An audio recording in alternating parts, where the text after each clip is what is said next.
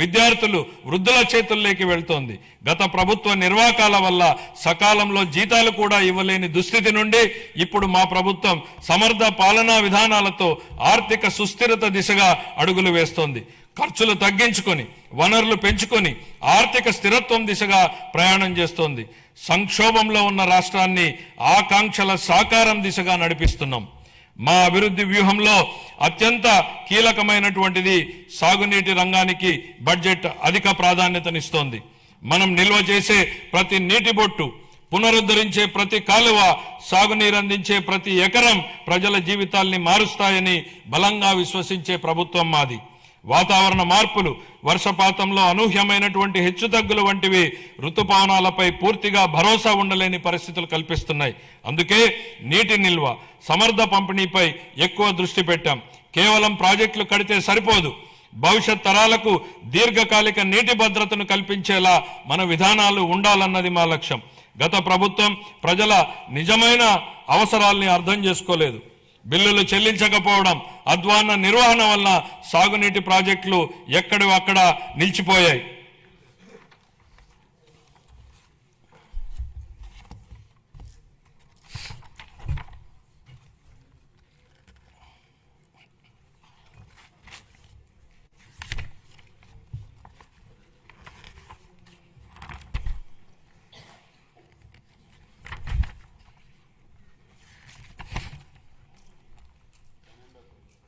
అంటే ప్రింట్ మారింది, కాపీ సడన్గా అందులో ఫిగర్స్ వచ్చింది.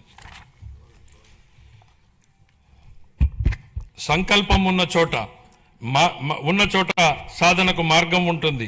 2 తెలుగు రాష్ట్రాల సాగునీటి వ్యవస్థలపై సమగ్ర అవగాహన కలిగిన గౌరవ ముఖ్యమంత్రి గారు మన రాష్ట్రానికి లభించడం మన అదృష్టం.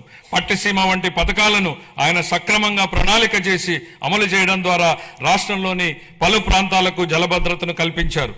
అదేవిధంగా హెచ్ఎన్ఎస్ఎస్ ప్రాజెక్టును కేవలం 100 రోజుల్లో ప్రారంభించి వేగంగా పూర్తి చేసి రైతులకు నీరందించేలా చేయడంలో ఆయన సంకల్ప బలం కీలక పాత్రను పోషించింది.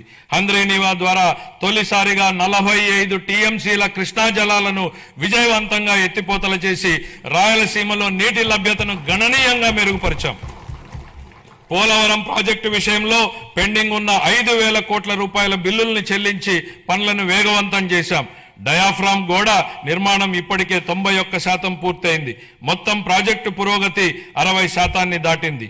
వెలుగొండ ప్రాజెక్టు BRR వంశధార దశ 2, అలాగే వంశధార నాగావళి మరియు నాగావళి చంపావతి నదుల అనుసంధాన పనుల్లో సమాంతరంగా గణనీయమైనటువంటి పురోగతి సాధించబడింది. అదే సమయంలో రాష్ట్ర వ్యాప్తంగా విస్తృత స్థాయిలో చేపట్టిన ఆపరేషన్ అండ్ మెయింటెనెన్స్ SDMF మరియు FDR పనులు సాగునీటి వ్యవస్థలను స్థిరీకరిస్తున్నాయి. 5 ఏళ్ల విరామం అనంతరం మొత్తం 6,047 నీటి వినియోగదారుల సంఘాలను ప్రజాస్వామ్య పద్ధతిలో పునరుద్ధరించడం ద్వారా సాగునీటి నిర్వహణలో రైతుల భాగస్వామ్యానికి మళ్లీ బలోపేతం చేశాం. ఇక ముందు BRR వంశధార 2, హంద్రీనీవా, పూల సుబ్బయ్య, వెలుగొండ మరియు పోలవరం ప్రాజెక్టులను పూర్తి చేయడానికి మా ప్రభుత్వం కట్టుబడి ఉంది.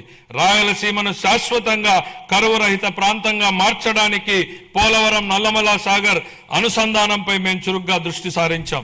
రాయలసీమను గ్లోబల్ హార్టికల్చర్ హబ్ గా తీర్చిదిద్దే ప్రణాళికలో సాగునీటి సరఫరా కూడా ఒక కీలకమైనటువంటి భాగం.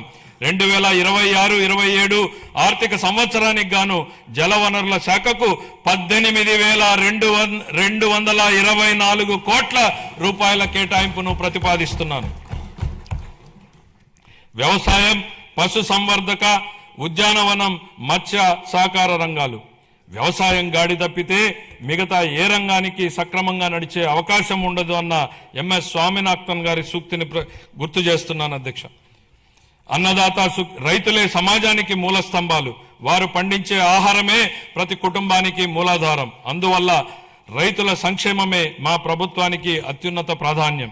అన్నదాత సుఖీభవ PM కిసాన్ పథకం కింద 2025-26 ఆర్థిక సంవత్సరంలో 46.86 లక్షల రైతు కుటుంబాలకు 20,000 రూపాయలు చొప్పున పెంచిన ఆర్థిక సహాయాన్ని అందిస్తూ మొత్తం 6,600 కోట్లను విడుదల చేశాం. కొత్తగా అమలు చేసిన GST 2.0 సంస్కరణల ద్వారా వ్యవసాయం మరియు అనుబంధ రంగాలకు సంబంధించిన ఉత్పత్తులు, వ్యవసాయ పరికరాలు, ట్రాక్టర్లపై పన్నుల భారం గణనీయంగా తగ్గించబడింది. దీనివల్ల రైతులకు ప్రత్యక్షంగా లాభం చేకూరింది.